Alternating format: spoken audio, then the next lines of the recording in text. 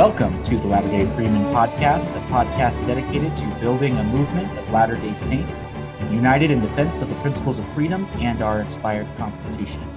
I am your host, Jacob Hibbard, and I am joined as I am each week by my fellow Freemen, by Jeremy Anderson and by Tyson Hardcastle. Gentlemen, thank you so much for being with me tonight. I'm really excited to dive into what is a very hot topic. I'll admit there has been a little bit of trepidation on my part to touch on this, but at the same time, we felt that the perspective that we bring with this podcast could be beneficial and helpful to our listeners, to you, as you navigate this issue. And that issue is the issue of vaccine mandates. Now, like I said, this is a hot topic, and there's a lot of different perspectives. There is no way during this podcast, during this next 30 some odd minutes that we're together, that we're going to be able to capture every aspect of this debate. But we're going to do our best to cover quite a bit, and to do so from the perspective of the principles of freedom, specifically the pillars of America that we've been discussing on this podcast. But to start us off, there's a quote that we thought would kind of give us a little bit of an insight into kind of the political landscape or the mindset that is characterizing much of this discussion. And this comes from President Joe Biden. He said, "With freedom comes responsibility. So please exercise reasonable judgment. Get vaccinated for yourself, for the people you love, for your country. We all want our lives to get back to normal, and fully vaccinated workplaces will make that happen more quickly and more successfully. We all know that in our gut. With incentives and mandates, we can make a huge difference and save a lot of lives." So that was from Joe Biden. And I feel like he, in this statement, covers a lot of, or at least brings up to the forefront the issues that we're going to be discussing tonight. And to more fully to capture the landscape, what to you, Jeremy and Tyson, would you say are the contending interests surrounding the mandates that we've experienced? And that could be masks, that could be vaccine, but just generally, what would you say are the contending interests that we're dealing with? Yeah, I think I would say that we can safely divide it at least into two sides.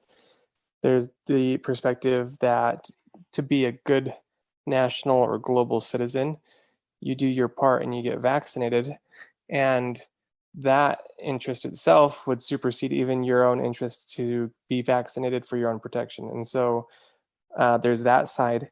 And then there's the side of either I don't believe in vaccines in total, or the side of a mandate for vaccines is restricting my freedom, and therefore I'm not going to do it. And that can either coincide with your disbelief or your distrust with vaccines, or it could lie solely, I think, with your objection to that kind of power grab from the government. Yeah. So on the side of that's kind of the pro-vaccine mandate side, you have this idea that Tyson articulated of, to be a good, responsible citizen, you need to go get vaccinated. And you're doing this, yes, it's for yourself, for your own good, but it's also for the good of everyone around you. And you really see that, I think, in this quote from President Biden, where he says, with freedom comes responsibility. That's true. I definitely agree with that.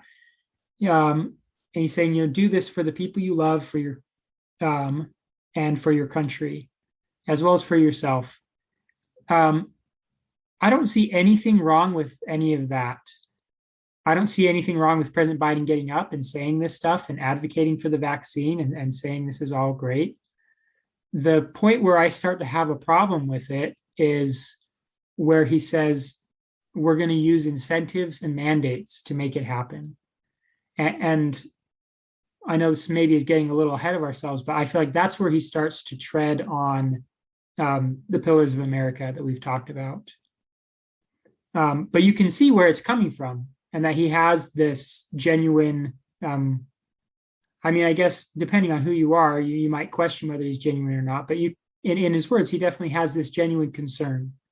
There's another quote from him where he says, he goes through some of the statistics about who's getting COVID-19 right now, who's hospitalized, who's dying, and it's all people that are unvaccinated. He says 99% of COVID-19 deaths have been among the unvaccinated people. If you're unvaccinated, you're much more likely to get COVID, to get hospitalized, and die if you get it. This is a tragedy. People are dying and will die who don't have to die. You can see where this perspective comes from, I think is the point. If I can, I think I agree with you actually in the quote, Joe Biden's quote, that it's actually a pretty pleasant quote up until the point where he talks about you knowing what he's saying is true in your gut. I think after that, he makes a couple of blunders, a couple of fallacies. But to speak towards the statistic, 99% of the people who are dying who are unvaccinated, I think it's this type of typical argument that's kind of misleading. That is a huge number. 99% of the deaths are those that are unvaccinated, and it makes it seem like you should go get vaccinated. But of course, we need to talk also about the number of people who are dying after contracting COVID-19. And on top of that, what number of people are dying due to comorbidities or without comorbidities. And so I think it's kind of a misleading argument, just strictly from like an argumentative standpoint.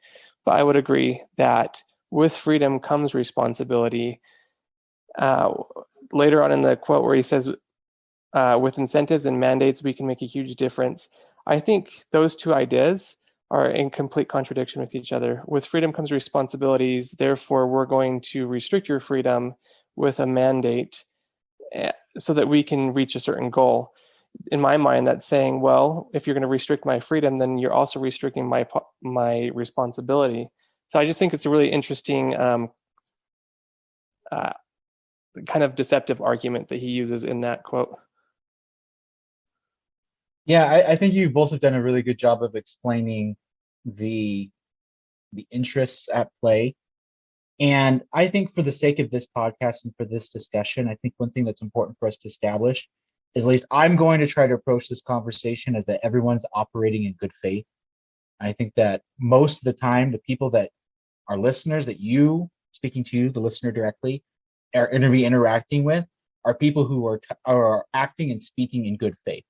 And I think that you will do yourself, and I think we as panelists will do ourselves a disservice in being able to address this topic well if we assume bad intentions or bad motivations of whatever side of the discussion that you're assuming bad motivations. And so, like I said, for the sake then of this podcast, I'm going to assume that anyone who has these concerns about the virus and wanting to protect life and to save lives genuinely wants to do that, and that they want people to be safe and to be able to be healthy, etc. And so I think, like you guys said, the quote, with those kinds of things in mind, generally not troublesome. And we're not going to get into whether vaccines are effective or anything like that, but it's the ending part of that quote, like you said, that raises concerns. And to give a little bit of credence, though, to those who might favor mandates, we do believe, and this is, I guess, coming into, now we're going to start to apply the pillars, individual liberty, morality, limited government, free markets. We know from the third pillar of limited government that one of the roles, the proper role, part of the inspired role of government is to protect life. Doctrine and Covenants, section 134, verse 2. We believe that no government can exist in peace except such laws are framed and held inviolate as will secure to each individual the free exercise of conscience, the right and control of property, and the protection of life. So government does exist to protect our lives. So we have to then take that kind of claim seriously then. And then also from President David O. McKay, he said that the greatest responsibility of the state is to guard the lives and to protect the property and rights of its citizens. And then he specifically gives ways that they do that, protecting citizens from lawlessness within its bounds, protect it from lawless encroachments from without. So protecting life is part of the role of government. But then we have to get at how is this being done, looking at what kind of threat it is, and how government then protects life. And I think what you were saying, Tyson, about the statement about 99% of the people who are dying from COVID right now are unvaccinated. Before we started this podcast, I went and got the most recent data on the case fatality rate for COVID. And so I'll give you first the global case fatality rate. And so case fatality rate is when we have a confirmed case of COVID, how many of those people, what percentage of the people who are confirmed cases of COVID end up dying from COVID? So global case fatality rate for COVID-19 is 2.12%. So a little over 2% of people who contract COVID, it's identified as a case, die from COVID. And then in the United States specifically, it's 1.7%. So if you get COVID, I won't say there's a 1.7% chance, because there's a lot of different factors that go into how deadly that COVID is for you. But when we look at how many people are getting COVID and the percentage of people who are dying in the United States, it's 1.7%. We're not dealing with 50% or even 10%. These are pretty low percentages in terms of the number of people who are contracting the disease and the number of people who are then dying from it. But I kind of brought a little bit of the pillars into the discussion, specifically that the role of government is to protect life and to protect our rights, and to do so simultaneously, protecting our rights and protecting our lives at the same time. So I feel like there's two principles in tension there. But turning over back to you, Jeremy and Tyson, how do you see specifically mandates? And when we're talking about mandates, we're talking about government mandates, not private businesses or organizations making standards themselves, but government mandates. How do you look at the concept of mandates through the lens of the pillars? So the first quote that I come back to is in the Book of Mormon. Lehi teaches about the purpose of life in 2 Nephi 2. And he teaches this principle here in verse 27. It says, "Wherefore men are free according to the flesh, and all things are given them which are expedient unto man. And they are free to choose liberty and eternal life through the great mediator of all men, or to choose captivity and death according to the captivity and power of the devil, for he seeketh that all men might be miserable like unto himself." The government, I think, is most effective, and it best protects our rights and our life when it honors our agency. There are instances where government should and does infringe on individual liberty. And we've talked about in the individual liberty pillar how that comes in essentially when I'm using my liberty to reach out and infringe on your rights or take away your life or your property. That's kind of when government steps in. But if I'm in my circle and my actions are only affecting me, government needs to let me choose what I'm going to do and how I'm going to do it.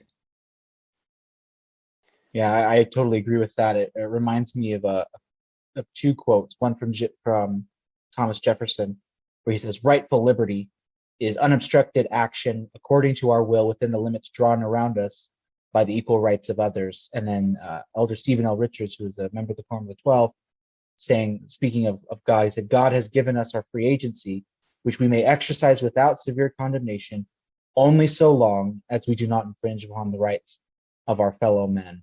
And I repeat, only so long as we do not infringe upon the rights of others. And that goes right to what you were talking about, how liberty means free action, as long as in our actions we're not infringing or threatening the equal rights of others. Tyson, you were going to say something. Yeah, so I think on the topic of safeguarding yourself from a spreadable disease, I think there's definitely a pill from individual morality, the pillar individual morality. I mean, the the parable of the Good Samaritan would suggest that we are to look after our neighbors' interests and to do all we can for their benefit, at our own expense even. However, of course, we're not talking about, vaccines themselves. We're talking about the mandate of vaccines and what that means. And so even though we may have an obligation, not necessarily to get a vaccine, but to safeguard ourselves from spreading disease that is composing the pandemic, I guess you could say. I think we need to look at the individual liberty and determine, at what point does the incidence of this disease being spread throughout the population become drastic enough that we can start restricting our agency or our liberties in this country, because there may be a point at which it is so rampant and so widespread, if the death toll went up, if the incidence rate went up, that it would be proper for the government to step in and maybe restrict our liberties. Would you guys agree to that? I would only quibble with your word choice, because if the action of you going about unvaccinated, or if you're spreading disease, that is not liberty as we understand it, because that would be infringing or threatening the rights of somebody else. If I know I have an infectious disease and then I go and cough on you, that was not liberty, that was a threat. And so that's the only kind of quibbling I would have, is the government limiting your ability to threaten the rights of others, or preventing you or punishing you for threatening the rights of others, is not restricting your liberty. It is upholding your liberty and upholding the liberty. It's upholding the liberty of your fellow man. That's the only thing I would quibble with what you. So your thought brought up two related thoughts for me, Tyson. First, you appealed to the individual morality. And one of the important parts of that pillar is that it's based in individuality and individual liberty, or individual action. Because if you are forced to be moral, you're not gaining anything, and neither is anybody else. The entire point of choosing morality is so that we become more like God, and so we can learn to be like him. And if you're being forced to do that, then you're not learning. So I would bring that up because that's an important part of the individual morality pillar. And then second, you mentioned about, like, you asked, so would I agree that if you're out spreading disease, that the government might have an instance where they can start handing down mandates? For example, the mask mandates that they did, or as they've talked, as has been, in the news now, that vaccine mandates that people have contemplated. I would say for me, yeah, there's a point where those sorts of government actions could become legitimate. For me, the data is not there right now. And if you look at the speech, the speech I quoted earlier, the 99% dying unvaccinated, is from President Biden. Like, if you assume then that the vaccine works, it does what it's supposed to do, which his statistics all support this, of course.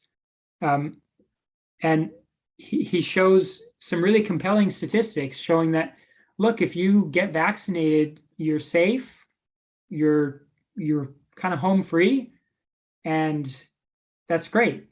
And when that's the case, and everybody has the option to be vaccinated, it kind of takes away any sort of moral authority the government has to start imposing on people, on people's agency. Because if I, as an individual, don't want to have my life impacted by people around me, all I have to do is go get vaccinated. And I have that opportunity. And so government doesn't need to force me to do that. It's my choice. It's something that I can choose to do, or I can choose not to do. and I get to decide, and then I can, take those consequences, whatever they are. Whether they are, as President Biden suggests, that you're probably going to get COVID and end up in the hospital and possibly die, or whether they aren't, as others might suggest. But that's kind of it. It becomes my choice. No, I totally agree with you, Jeremy. I can imagine a hypothetical situation or scenario where government quarantines or shutting down certain things like that, or requiring certain types of mandates could be justified force to secure rights. Because we have to remember, government mandate implies government force. And if force is being used, we have to evaluate that use of force through whether this is force used to secure rights against external threats of arbitrary and intrusive force. So there could be a situation, or if we knew someone was super sick and the disease they had was super deadly and they were going out coughing on people, absolutely, we could use force to stop that person from doing that. But I agree with you, Jeremy, though. I do not believe that the data, as I shared near the beginning of the podcast, talking about 2.12% global fatality rate, 1.7% fatality rate in the US. Right now, the weekly average in the United States just barely went over 500, which out of a country of over 300 million is really small. So I don't think that the current circumstances meet that potential hypothetical that would justify that kind of a mandate. And like you said, if the vaccine is effective and if it is widely available and people are now choosing whether to get it or not, and if it is effective, you are taking that risk yourself. It's kind of like when you get in your car and go driving, you putting on a seatbelt or not. We don't wear seatbelts so much for the benefit of other drivers as much as it is for our own benefit. It's a form of government paternalism. And there's actually some interesting studies that show that people drive worse when there are seatbelt mandates. But we can get that another time. But it's the same kind of idea. You are assuming that risk now for yourself, and government doesn't exist to secure your right to life, from other people infringing on it and taking it away from you. Government doesn't exist there to be your daddy and to make sure that you don't run into the road or that you don't hurt yourself. That's not what the government exists to do. It's to keep you from hurting other people and taking their stuff. And if government then gets into the realm of not only just protecting your rights from other people, but from yourself, that to me goes beyond the proper role of government. It's unjustified force and really becomes a problem.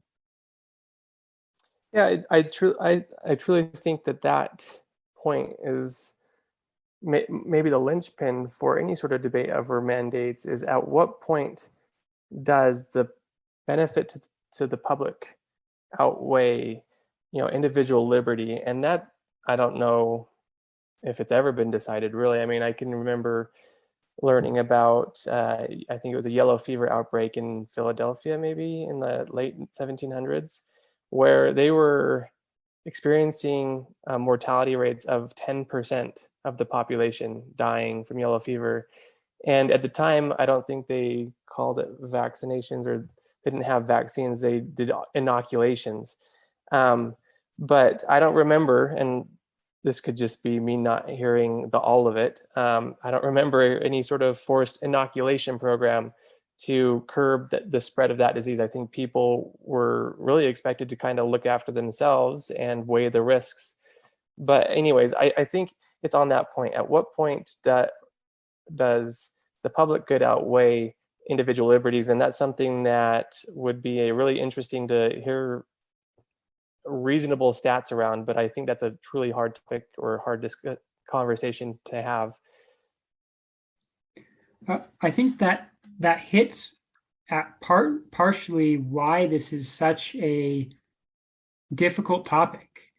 I mean, Jacob, before we started, you were mentioning how both sides of this debate are just really hard to talk with people about, because whichever side they're on, they just get really heated, they get really emotional. And I think part of it is because you can make a valid argument for government to step in.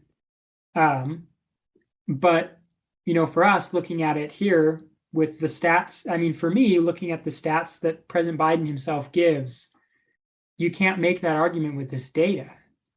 But that's where it gets tricky, because you have people interpreting the data differently, and you have people, making different arguments, and it gets hard.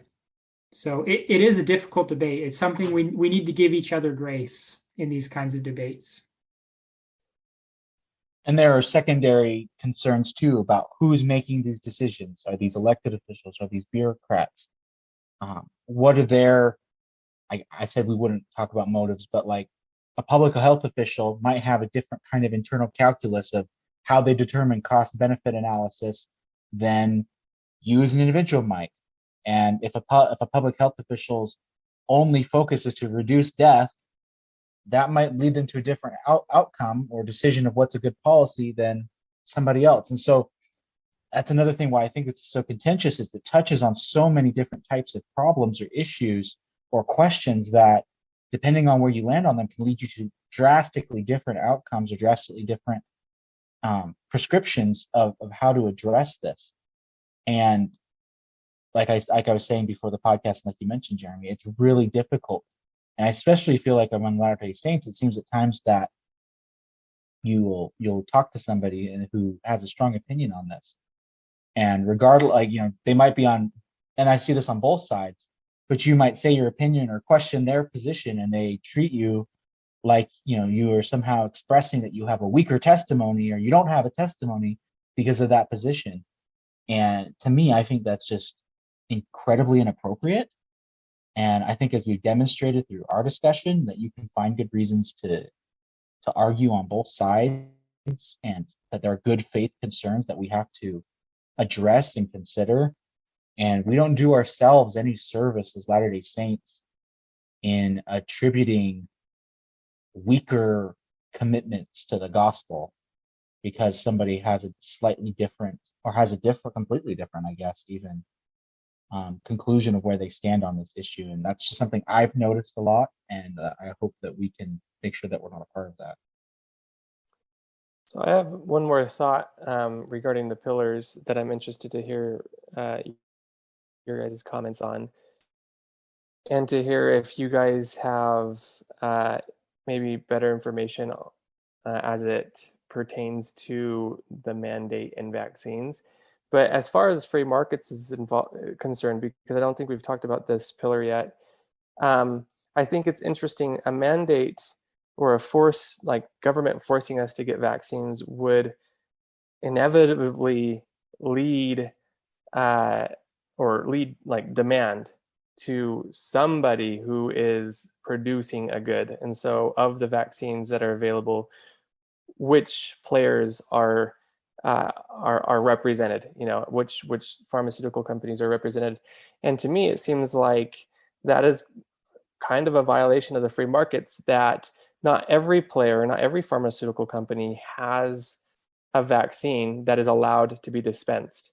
Certainly there are Chinese companies coming up with vaccines too that we're not dispensing, although maybe that hits a different topic because it's not necessarily our country or society in which they're residing. Anyways, I kind of see it as an infringement on that pillar of free markets, because they are mandating that we buy a good. And I know it doesn't cost us money, but there's definitely money flowing somewhere from a particular player in the market, maybe at the competitive disadvantage to one of the other players in the market. What are your thoughts about that? I guess my first thought would just be,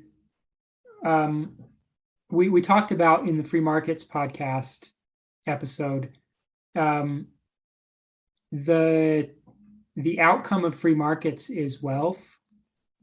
When you have a free market and you respect people's agency economically, you build wealth as a nation.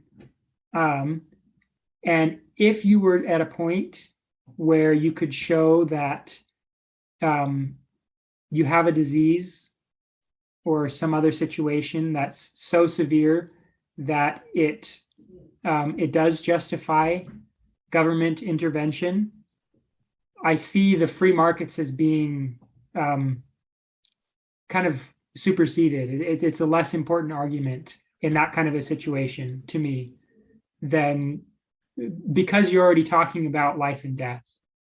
And so wealth or not wealth is less of a concern than that life or death for me. Yeah, it reminds me of an Adam Smith quote of defense comes before opulence, in the sense that, you have to be alive, like you said before.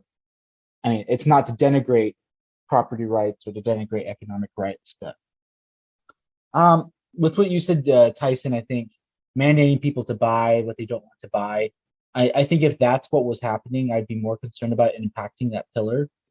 It's just also the problem of the nature of government procurement of anything is you're going to have some firms get bought from the government and others that won't, and that causes a distortion. And I think that I think everyone kind of acknowledges that happens. And like in defense, for example, I mean, the U.S. government buys airplanes from Boeing, but doesn't buy it from Airbus or something of that nature. And so, because government has to have some sort of supplies, it has to have money, and then with that money, it has to do something with that, and that means buying from certain firms, and that leaves it wide open for a lot of corruption, not necessarily getting the best product. And I think it's one of those things like, does that invalidate the fact that it has to happen? No. It's just something that we have to do our best to check against and try to limit. And so having a bidding process, trying to the best of our ability set up a process that limits the ability for corporate kind of favoritism to happen is best. But kind of like Jeremy said, it's just kind of the nature of the beast a little bit. And so I'd be much more harsher against that pillar, I think, if it was mandating you have to buy this, but if it's the government procuring it, I think if it relies on private markets and private enterprise, I mean, we look at the fact that the vaccines developed at all, it wasn't the government that developed these vaccines, it was private industry, private markets, the market working competition, which in a lot of ways you could say is a monument to the power of the pillar of free markets, that they were developed this kind of technology so rapidly and for it to be as effective as it is. But like I said, I guess in a roundabout way, the procurement of it does leave room for abuse. We do our best to minimize that, but in and of itself, I don't think we can really properly say it's a violation of the pillar of free markets. It's a feature of limited government, in the sense that limited governments have to have some sort of means to perform its functions. I wonder if the pillar of free markets will help us determine at what point we can impact individual liberty by issuing a mandate, in the sense that what Jeremy is saying is the point of free markets is to generate wealth. Well, if the population is being decimated, a tenth of the population gone, a 20% of the population gone, at some point we're going to get to a state of being where our wealth as a nation is being crippled because we don't have the population there anymore. And so maybe that pillar actually helps us determine at what point we can begin restricting individuals' liberties for the sake of the public good, if that makes sense, or at least help us get there. Maybe it's not the full, solution or whatever to come up with that answer, but at least in part. I think it's an interesting perspective. I know that in economics, you can essentially, it's not a very popular idea, but you can put a price on somebody's life. This is how much it costs for somebody to die. This is how much benefit we lose economically from their passing away. I think that there are limitations to that perspective, and there's problems that arise with looking at things strictly from an economic sense. But it could certainly be an interesting supplement. I think it can provide some interesting insights in terms of like supply and demand. If something, if looking at how many vaccine doses are being put out might give an indication of, okay, does the people who the government is the common agent of, are the people sending a market signal to the government that they feel that this is a necessary to secure their rights. You'd imagine if they did, that they would be exercising or using that. So I think it could provide interesting insights. I'm not sure. I think that there might be some limitations though, like Jeremy said. Any kind of last comments on government mandates, how it impacts the pillars that you guys want to get in before we close? Not necessarily how it impacts the pillars, but I did want to touch briefly on what is our personal or moral, even patriotic responsibility, if that's all right. You guys okay with that? Oh yeah. I will say, as I've pondered this issue, what came to mind was Article of Faith 12. We believe in being subject to kings, presidents, rulers, and magistrates, in obeying, honoring, and sustaining the law. And to me, that seems to say that what the law says, we try to abide by as Latter-day Saints. Now, of course, that doesn't mean there's not redress to poorly written laws. Dallin H. Oakes, in I think it's just the most recent General Conference, said being subject to presidents or rulers, of course, poses no obstacle to our opposing individual laws or policies. It does require that we exercise our influence civilly and peacefully within the framework of our Constitution, our constitutions, and applicable laws. On contested issues, we should seek to moderate and unify. We should learn and advocate the inspired principles of the Constitution. We should seek out and support wise and good persons who will support those principles in their public actions. We should be knowledgeable citizens who are active in making our influence felt in civic affairs. And so I did just want to, at least if this was my last comment here, say, if there was a vaccine mandate put out, that's something that I would have to weigh in my decision to comply, this Article Faith 12. But it also speaks strongly towards the importance that each of us have to be very active civilly in influencing the people who are ultimately drawing out those laws. If there's somebody in office who is blatantly disregarding individual liberty because of the laws they are writing, it is on us to essentially remove that person from office. And that starts here locally, and it goes up, locally to the state, to the nation, right? You don't have as much impact on the nation, but you do have a huge impact on your local government and what kind of mandates that they might be issuing. So I like that point. And one of the things that I've noticed as I've tried to get more involved personally at the local level, or rather, I think someone pointed this out to me, but as you become more involved locally and influence your local politics, you're influencing people who then also are put in positions to influence larger areas beyond them.